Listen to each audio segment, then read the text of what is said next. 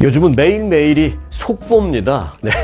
해리스 부통령이 사실 이제 민주당의 대선 후보직을 거의 확보하게 될 것으로 전망된다라는 속보가 또 어제 오늘 사이에 나왔습니다.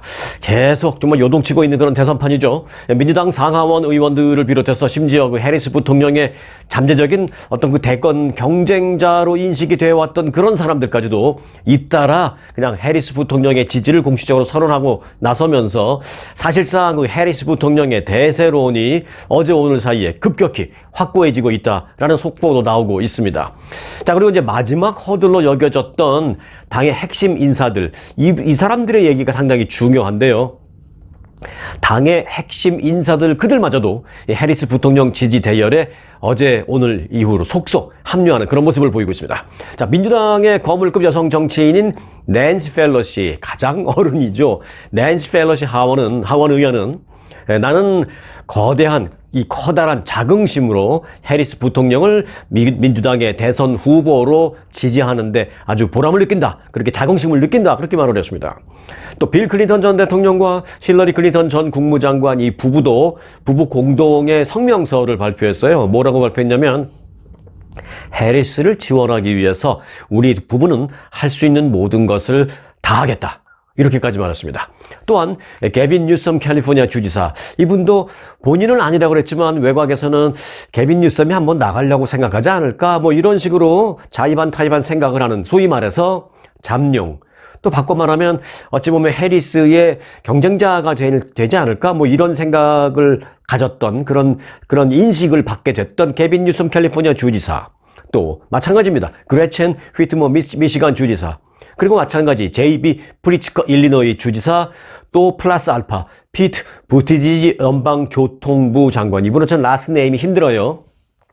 피트, 라스트 네임은 부티지지입니다. 피트 부티지지 연방교통부 장관이 네 사람들도 해리스 부통령과 경쟁을 하기보다는 해리스 부통령을 지지한다라고 공식적으로 지지를 선언했습니다. 그러면서 이제 하나 둘씩 해리스 부통령이 민주당 대선 후보가 되는 이 허들이 하나씩 둘씩 지금 넘어가고 있는 그런 상황입니다. 뭐 넘어간다기보다는 이제 길을 비켜주고 있는, 그리고 어찌 보면 좀 결집하고 있는 그런 모양새를 보이고 있습니다.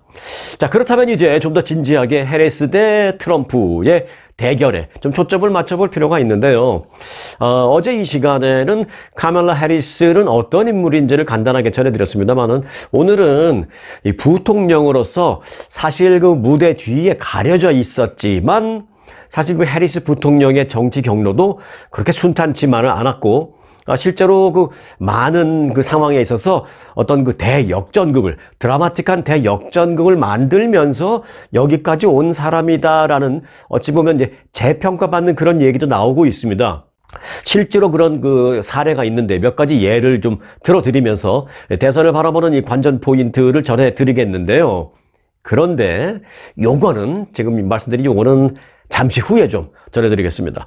요즘 그 대선 뉴스 때문에 다른 걸 좀 많이 못 전해드렸는데 오늘 그 중요한 뉴스가 좀 몇 가지 있어서 중요한 그 미국 뉴스 우선 좀 전해드리고, 지금 말씀드린 요 부분, 해리스 부통령도 정말 대역전극의 주인공이었다, 사실은 재평가할 부분이 있다라는 그런 내용 좀 차분하게 좀 뒤쪽에서 전해드리도록 하겠습니다.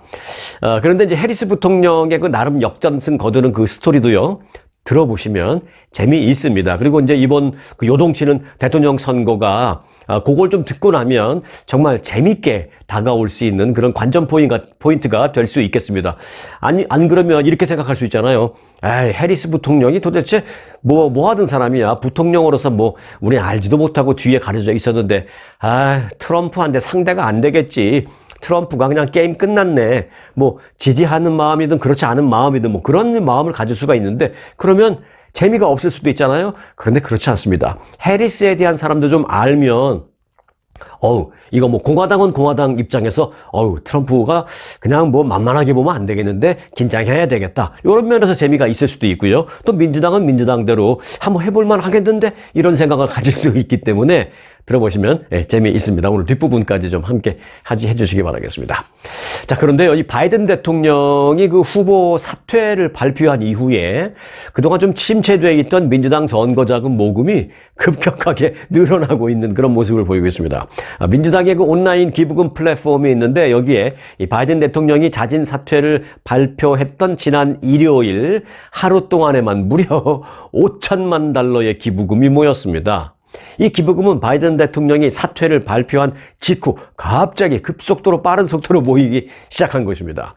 사퇴를 발표하기 전에는, 그러니까 지난 토요일 그때는 평균적으로 시간당 기부금이 평균 한 20만 달러 그 정도 수준이었습니다. 하지만 후보 사퇴를 하겠다라고 지난 일요일 오후에 발표했잖아요. 그 발표 직후에는 시간당 무려 1,100만 달러 이상으로 급격하게 올라가는 그런 아주 대조되는 그런 모습을 보이고 있습니다. 민주당을 지지하던 큰 손들이 지갑을 닫아놓고 있다가 후보 사퇴하시라니까요 이러고 닫아놓고 있다가 결국은 이제 사퇴한다니까 지갑을 다시 여는 그런 모습을 보이고 있는 것입니다. 물론 소액 기부자들도 마찬가지고요. 그래서 지난 일요일 하루에만 어찌 보면 하루도 아니죠.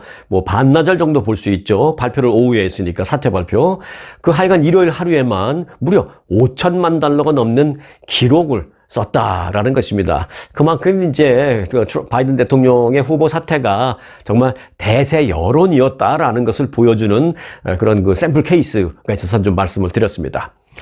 자, 파리 올림픽이요. 우리가 이제 대통령 선거 때문에 바이든 후보 사퇴, 그리고 이제 트럼프 전 대통령 아주 위험한 암살 미수 사건, 정말 생각하고 싶지도 않은 끔찍한 그런 사건들, 정말 요동치는 그런 일을 지난 일주일 사이에 많이 겪었잖아요. 그래서 우리가 좀 잊고 있었는데, 파리 올림픽이 사흘 후에 개막됩니다. 오늘이 화요일이니까 수목금 금요일 여기 시간으로 이제 파리 올림픽이 사흘 후에 개막합니다.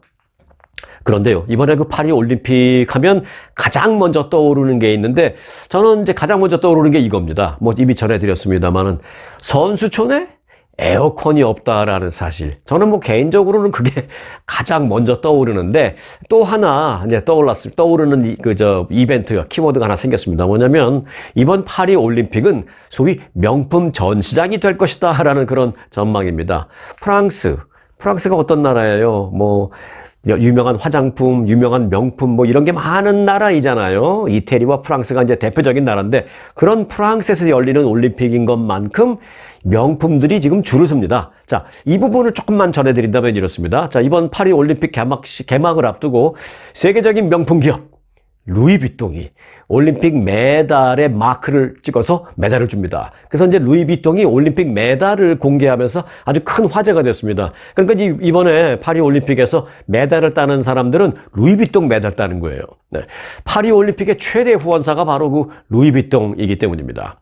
루이비통은 올림픽 첫 후원사로 나선 만큼 이번에 이제 처음인데 자사의 브랜드를 총동원해서 적극적으로 이제 동참을 하겠다라고 말하고 있습니다. 루이비통은 자신들의 상징적인 루이비통 마크를 성화에도 부착했고요. 메달 케이스에도 부착했고, 또 메달 받침대라고 있어요. 메달 받침대에도 루이비통 마크를 다 부착했습니다. 그러니까 마치 무슨 명품샵에 가서 루이비통 몇천만 불이 아니죠. 몇천 불, 몇만 불 이렇게 주고 비싼 명품 백도 사고 그러는데 거기 사면 그렇게 비싸게 주고 사면 탁 달려있는 루이비통 마크. 이게 올림픽 메달을 따면 메달 케이스, 메달 받침대 이런 게 다 붙어 있다는 거 아니에요. 루이비통은 루이비통대로 광고가 되겠습니다만은, 아마 올림픽 사상 이렇게 명품 마크가 붙어가는 건 이번이 처음이다라는 얘기입니다. 그리고 뿐만 아니라 500여 명의 메달 시상할 때 자원봉사자들이 와서 이렇게 도와주잖아요. 도와주는 자원봉사자들의 옷, 유니폼, 의상을 루이비통이 제작해서 유니폼 자원봉사자들 옷에도 루이비통 마크를 탁 새겨준다라는 것입니다.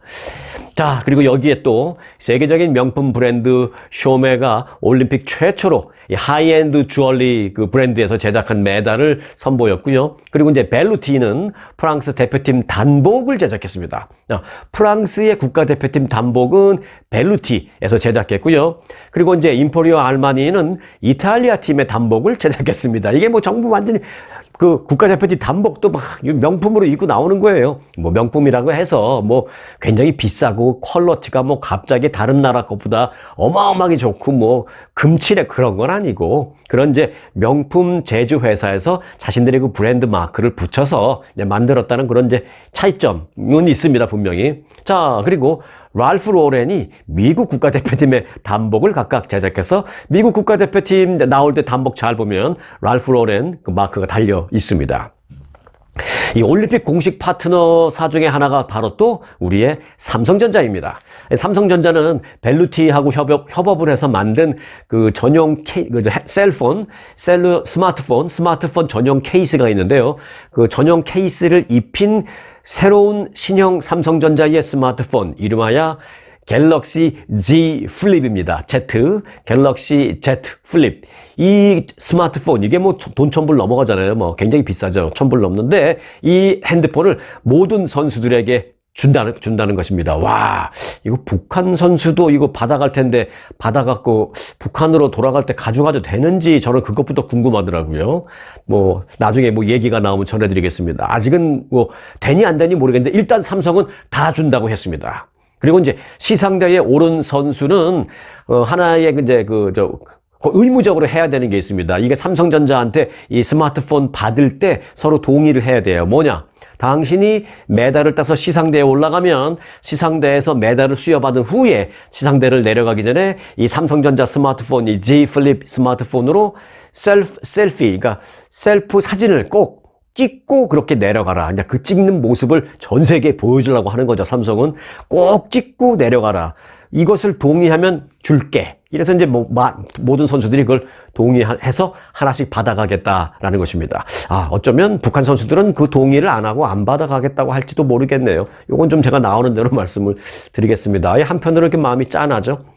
자, 그리고 이제 G 플립 올림픽 에디션이라고 만들었어요. 이제 그거를 이제 그 스마트폰을 주는 것입니다. 그래서 이제 그 G 플립 삼성 올림픽 에디션 그 스마트폰으로 영광의 순간을 시상대에서 직접 셀프 촬영하고 내려가는 것을 다 약속해서 아주 이번에 재미있는 그런 모습들이 장면들이 나타날 것으로 보입니다. 이전까지는요, 시상식에서 휴대폰을 들고 시상식에 가는 것은 아예 반입 자체가 금지되어 있었습니다. 뭐, 가꾸는 갈 수 있는데 시상대에서 셀프 사진 찍고 이런 것은 안 돼. 그게 아니라 시상식 들어갈 때 휴대폰은 아예 반입 금지됐었는데 이번에는 갖고 들어가는 것은 물론이고 그걸 갖고 시상대에서 꼭 이걸 찍어야 되는 그런 장면을 연출해야 되는 그런 일이 있어서 뭐 시상식의 시간은 뭐 딴 때보다 5초, 10초 좀 더 걸릴지는 모르지만 그래도 그 젊은 친구들이 그 영광의 순간을 자신들이 막 삼성 갤럭시 폰으로 찍고 하는 모습을 우리가 지켜보면서 얼마나 흐뭇할까. 그런 생각을 하면 이 파리 올림픽도 우리가 지켜보는 좀 관전 포인트가 있을 것 같아서 여러분들에게 제가 좀 전해드렸습니다. 그 시상대에서 이렇게 자기가 스스로 사진을 찍는 그런 것은요, 올림픽에서 과거에는 없었던 첫 번째 사례로 기록될 예정이다라고 올림픽 주최 측이 말했습니다. 이 명품을 경쟁적으로 선보이는 파리 올림픽의 삼성 핸드폰도 이 명품 반열에 들어가는 것 같아서 그 점은 아주 기분이 좋아서 여러분들에게 전해드렸습니다. 자, 그리고 이제 이어서 좀 주의하셔야 될 게 있어서 제가 좀 말씀을 드리려고 하는데, 연방우정국 미국의 USPS라고 하잖아요. 그 USPS라는 이름으로 오는 그 전화 오는 그 텍스트 메시지 이런 게 오면은 절대 열어보지 마시기 바랍니다. 올해 미국에서요, 2분기 동안 미국에서 그 사칭 사기, 뭐 예를 들어 우정국이다, 아니면 뭐 수도국이다, 전기국이다 이렇게 사칭을 해갖고 사기하잖아요. 그런 사칭 사기에 가장 많이 이용된 브랜드가 바로 연방우정국 USPS로 조사가 됐습니다. 특히 이제 USPS를 사칭한 문자 메시지, 텍스트 메시지 사기가 가장 많이 횡행하고 있다는 것입니다. 연방우정국은 USPS 배송에 고객의 확인이 필요하다라는 내용의 문자 메시지와 함께 요거를 이제 링크한 것을 클릭해서 당신이 좀 확인을 해 주십시오라고 이제 뭘 링크해서 보내는데 이 링크를 절대 클릭하지 말 것을 당부하고 있습니다. 왜냐하면 이제 이 같은 링크를 클릭해서 접속이 되는 순간 여러분들의 휴대폰에 있는 모든 내역이 해킹당하고 개인정보가 다 유출이 되어서 신분 도용이나 무슨 각종 금융 사기 피해 등등을 볼 수 있기 때문에 그렇게 이제 연방우정국이 우리가 보내는 거 아닙니다. 절대 클릭하지 마세요. 라고 경고를 하고 있습니다. 실제로 그 LA에 있는 한인 김모 씨도요.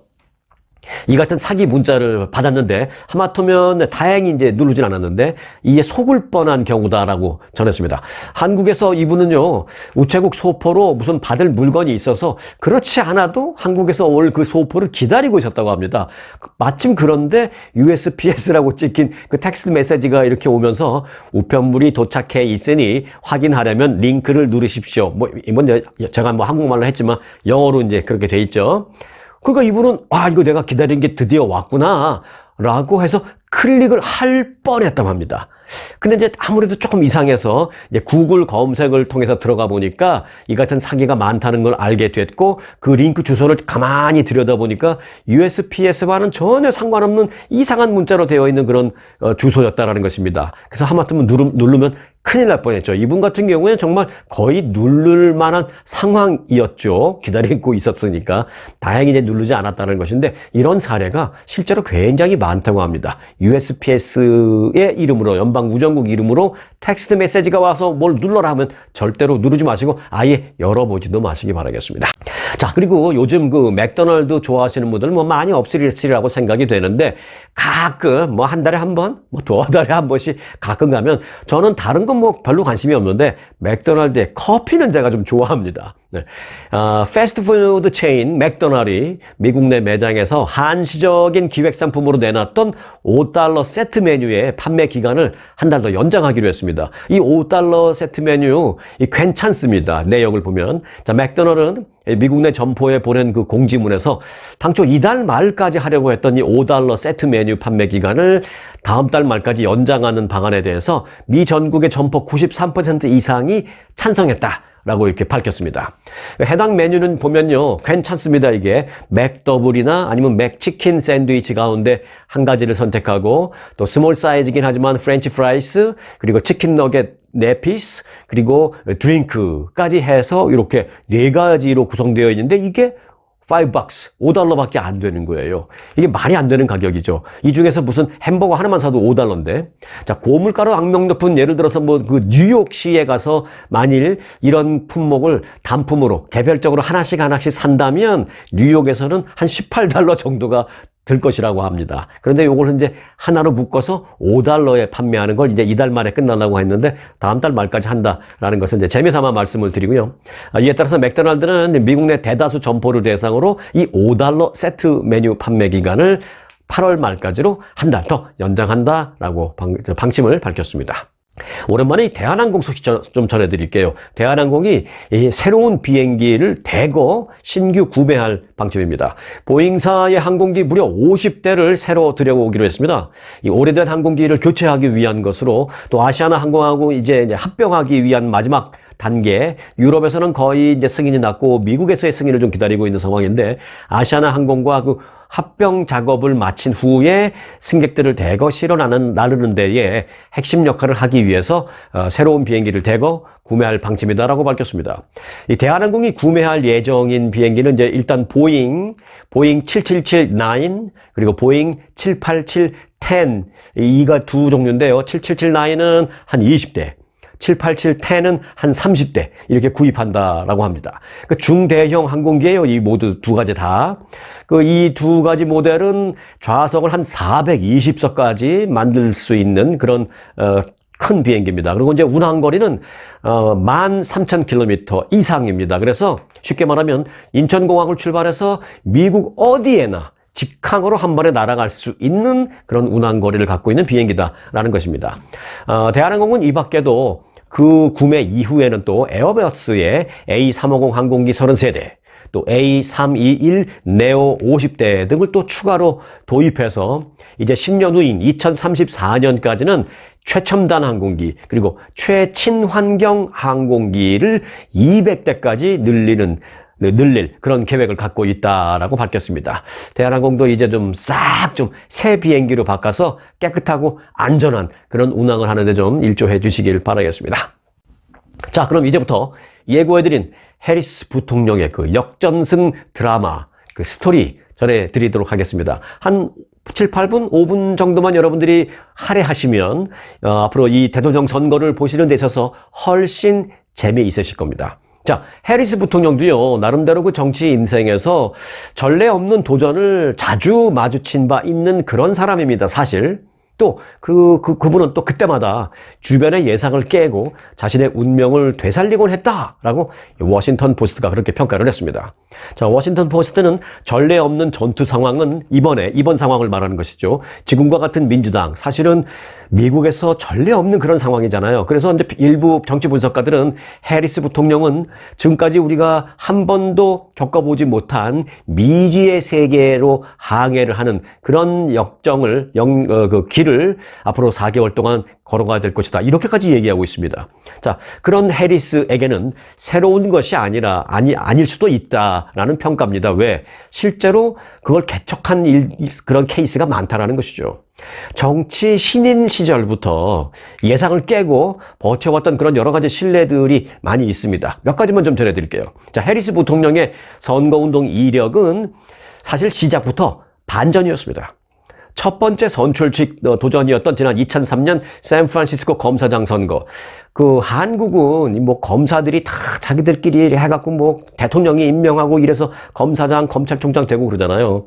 미국은 대통령이 임명하는 게 아니라 주민들이 선출하잖아요. 검사장부터는. 저는 이게 참 마음에 듭니다. 그래서 주민을 위해서 봉사를 많이 한 사람, 또 봉사를 많이 할 수 있을 것 같은 이력을 갖고 있는 그런 사람들이 검사장도 되고 검찰총장도 되고 선거를 통해서 그렇게 되잖아요. 정말 민주적이죠. 한국은 대통령이 임명되니까 내 입맛에 안 맞으면 잘라버리고 내 입맛에 맞는 사람 세우고 뭐 그러잖아요. 그게 뭐 역대 어느 정권이든 그렇지만 이제 미국은 다릅니다. 자, 다시 본론으로 돌아와서 해리스 부통령은 첫 번째 선출직 도전이었던 지난 2003년 샌프란시스코 검사장 선거에 나갑니다. 당시 현직 검사장이던 그러니까 챔피언 테런스 할리넌이라는 현직 검사장과 맞붙었는데 그 당시 이제 해리스 부통령은 도전자였죠. 1차 투표에서는 할리넌이 1위, 해리스가 2위였습니다. 그런데 이제 그 누구도 과반을 얻지 못했기 때문에 이제 3, 4, 5등은 다 빼고 1등과 2등만 이제 결선 투표로 올라가는 거잖아요. 그런데 1위가 이제 해리스가 아니었어요. 2위였어요. 그런데 결선 투표를 가니까 해리스 당시 후보가 오히려 큰 격차로 할리넌 당시 현직 검사장을 누르고 역전승을 하면서 검사장에 당선된 겁니다. 그리고 나서 이제 재선을 했는데 재선도 성공했습니다. 그래서 8년간 샌프란시스코 검사장을 지냅니다. 그리고 2010년에는 캘리포니아 주 법무장관 선거에도 나섰을 때도 공화당 소속인 LA 지방검사장 그 스티브 쿨리, 이분은 뭐 정치 경력이 어마어마하고 백그라운드도 어마어마한 사람인데 스티브 쿨리를 상대로 또 역시 막판 대역전 드라마를 썼습니다. 자, 그때 선거는요, 아주 초접전이었습니다. 상당히 접전으로 개표하면서 계속 앞서거니 뒤서거니 이렇게 그 스티브 쿨리를 상대로 앞서거니 뒤서거니 한다라는 자체만으로도 대단한 거였는데 여하튼 치열한 접전을 계속 이어갔습니다. 개표를 하는 와중에. 그렇게 접전이었던 당시 선거에서 이제 개표 마지막 부분에 갑니다. 개표 마지막 부분에 가는데 이때는 해리스 당시 후보가 점점 처지기 시작했습니다. 그래서 선거 당일날 그 개표가 진행 중인 그런 상황에서 스티브 쿨리 검사장은 일찌감치 내가 승리했다라고, 여러분 제가 승리했습니다. 제가 승리하게끔 도와주신 많은 지지자 여러분들에게 감사합니다라고 승리 인사, 감사 인사까지 다 했어요.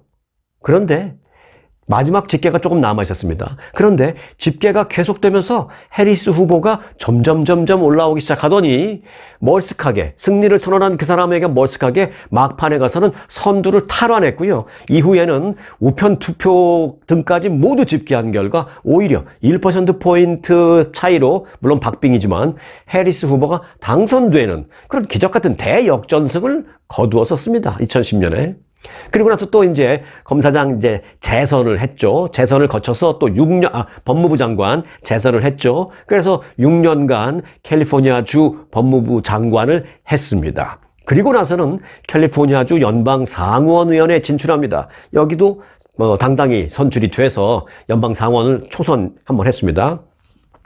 그렇게 이제 2017년 중앙 정치 무대에 진출을 한 해리스 부통령은 2019년에 민주당 대선 후보 경선에 나섭니다. 여러분들 이거 기억하시는 분들 많이 없으실 텐데 2019년에 그 바이든 대통령이 그때 민주당 대선 후보 경선에 나서서 그때 이제 경선에서 이기면서 민주당 후보가 됐고 그때 당선이 돼서 지금 대통령 하고 있는 거잖아요. 그때 바이든 대통령이 후보로 나왔었을 때 해리스도 여기 경선에 나갔던 사람 중에 한 명입니다. 그 아무도 많이 기억하시는 분들 없을 거예요. 그런데 이때도 정치 인생에서요, 어찌 보면은 가장 큰 위기, 어찌 보면은 가장 큰 기회, 이런 상황을 맞습니다. 자, 처음에는 이 바이든 대통령과 그리고 버니 샌더스 상원의원, 엘리자베스 워렌 상원의원 등등 뭐 이름만 대면은 기라성 같은 사람들이 다 나왔는데 여기 명함을 내밀고 같이 경선에 나간 거예요, 해리스가. 그런데 그 쟁쟁한 인사들이 포함된 후보군 20명 가운데 거의 존재감이 없어서 기억하는 사람도 없는 상황이었는데 그래도 해리스를 기억하는 사람은 뭐냐? 한 장면을 기억합니다. 뭐냐면 그해 6월 첫 번째 민주당 경선 그 TV 토론이 있었는데 그 토론에서 과거 인종차별주의 성향 공화당 상원 의원들과 일정 부분 좀 협력을 했던 그 바이든의 그 이력을 아주 강하게 공격하면서 그 당시 해리슨이 주목을 받았었습니다. 어찌 보면 자기 자신을 크게 공격했던 그 해리스를 바이든은 부통령으로 뽑은 거죠. 당시 그 토론에서요, 그 해리슨 부통령은 바이든 지금 대통령에게 그때는 이제 후보였지만 이렇게 말했습니다. 바이든 후보 당신은 공화당의 인종차별주의적인 그들과 이 버싱 반대하는 데에 같이 손잡고 협력하지 않았느냐? 당시 캘리포니아에서 매일 그 스쿨 버스를 타고 학교에 다니던 한 소녀가 있었습니다. 그 작은 소녀가 바로 나입니다. 라고 거기서 막 울면서 얘기했습니다. 바이든은 그 상황에서 제대로 반박하지도 못했고요. 다른 그 옆에 있던 다른 경쟁자 후보들도 바이든을 거들지도 않았고 그렇다고 해리스에게 뭐라고 하지 않았고 그저 해리스의 얘기를 묵묵히 지켜보면서 그 상황을 공감한다라는 그런 분위기가 일순 퍼졌습니다. 그 상황을 지켜본 TV로 지켜보던 많은 그 민주당 지지자들도 그 순간만큼은 해리스에게 다 공감을 했습니다. 물론 이제 바이든이 나중엔 이겼지만 바이든은 결국 그 순간만큼은 제대로 반박하지 못했고 해리스의 개인적인 그 상처 스토리 얘기는 그 유권자들의 큰 공감을 산 것만은 사실이었습니다. 그래서 해리스 부통령이 당시에 그 경선 후보로 나왔다는 걸 많은 사람이 기억을 못해도 일부 기억하는 사람은 그 순간을 기억하기 때문에 그를 기억하는 것입니다. 지금 앞서 말했던 그 바이든 당신은 그 공화당 의원들 인종차별주의자 그들과 손을 잡고 버싱에 반대하지 않았습니까? 내가 그 반대하는 그 버싱에 타고 있었던 납니다. 뭐 이렇게 얘기했는데 그 버싱이라는 건 뭐냐면요. 그 이제 스쿨버스의 버싱을 말하는데 거주지가 달라서 이제 학군은 나뉘어져 있잖아요. 미국은 뭐 한국도 그렇지만 이제 학군이 나뉘어져 있던 어찌 보면 이쪽은 흑인 지역, 이쪽은 백인 지역이라고 법으로 나눈 건 아니지만 결국 어떻게 뭐 자연스럽게 백인 지역, 흑인 지역 나눠지게 되잖아요, 이제. 그렇게 이제 흑백으로 학군이 나뉘어져 있던 그 학생들이 좀 잘 섞이도록 버스로 학생들을 실어 나르는데 상대 학군으로 실어 나르던 그런 정책을 말합니다. 이쪽 버스가 저쪽으로 학생들을 실어다 주고 이쪽에서 저쪽으로 실어다 주고 이런 식으로 좀 흑백이 좀 어우러야 되는 거 아니냐. 너무 분리되어 있는 것처럼 그렇게 하면 안 된다. 학생 때부터. 이래서 비록 지역은 분리되었지만 우리 학생들은 좀 교류를 가져야 된다라고 해서 그렇게 하던 그 정책이 있습니다. 근데 그런 것을 공화당 그쪽 그 사람들은 백인들이 타고 다니는데 자꾸 흑인들 타면 좋을 거 없다라는 그 지역 주민들의 의견을 받아들여서 공화당과 인종차별주의적 그 몇몇 의원들은 반대했어요. 그걸 더 하지 말라고. 그런데 바이든 당시 후보가 똑같이 반대에 힘을 실었던 그런 일이 있었습니다. 자, 그 상황, 그 버스에 내가 타고 있었다는 얘기를 합니다. 당시 토론의 그 최대 승자로 떠오르면서 지지율도 크게 뛰었습니다. 그 당시 잠깐이지만. 그러나 이제 인지도 상승은 다른 후보들의 집중 견제를 불러일으켰고 자금난과 또 캠프 내부의 갈등 등등이 겹치면서 결국은 이제 카멀라 해리스는 그해 12월에 그 경선 레이스에서는 중도 하차하고 말았습니다. 경선 초반에 대선 주자 꿈을 접는 뼈아픈 실패를 겪은 것만은 사실이죠. 여기까지는 위기입니다. 그렇지만 해리스는 다음 해인 2020년 8월 바이든 대통령 후보로부터 러닝메이트 부름을 받습니다. 그래서 부통령 후보로 낙점받았습니다. 그리고 나서 바이든과 함께 손을 들고 앞으로 나가서 결국 그 선거를 이겼잖아요. 그래서 화려하게 부통령으로 부활한 것입니다. 이렇게 대선 승리로 미국 최초의 흑인계 부통령, 미국 최초의 아시아계 부통령, 엄마는 아시안이니까 아시아계도 할 수 있습니다. 그리고 미국 최초의 여성 부통령이라는 여러 가지 최초 수식어를 갖게 됐습니다. 해리스 부통령은 이제 현직 대통령의 대선 후보 사퇴라는 그 전대미문의 상황을 맞아서 바이든의 러닝메이트에서 하루아침에 이제 대선 후보로 떠오르면서 이제 인생 최대의 또 한 번의 반전 드라마를 써야 하는 그런 상황을 마주하게 됐다라는 말씀을 드리는 것입니다. 자, 해리스 대 트럼프, 트럼프 대 해리스 이 대결의 관전 포인트가 될 수 있을 것 같아서 잠시 스토리를 좀 전해드렸습니다. 이렇게 이제 한 5분, 10분만 투자하시면요, 이번 대선을 아주 재미있게 관전하실 수 있습니다. 혹자는 그러죠. 아는 만큼 보인다. 그러죠? 그런데 저는 이렇게 말씀드리고 싶습니다. 아는 만큼만 재미있다. 네, 선거가 그렇습니다. 아는 만큼 재미있습니다. 오늘 영상 마칩니다. 전문적인 리서치와 차별화된 접근 방법, 이경희 이민법 변호사, 투자이민의 EB5의 풍부한 경험에 이경희 변호사와 체계화된 멘토 시스템으로 철저히 교육받은 직원들이 여러분의 이민법 케이스를 도와드립니다. 이경희 변호사 사무실은 한 번 맡은 케이스는 끝까지 책임집니다. 항상 세밀하고 정확한 일처리로 고객분을 성심껏 도와드리겠습니다. 저희 사무실을 믿고 맡겨주시면 여러분의 케이스를 성공으로 이끌겠습니다. 투자이민 전문 이경희 이민법 변호사.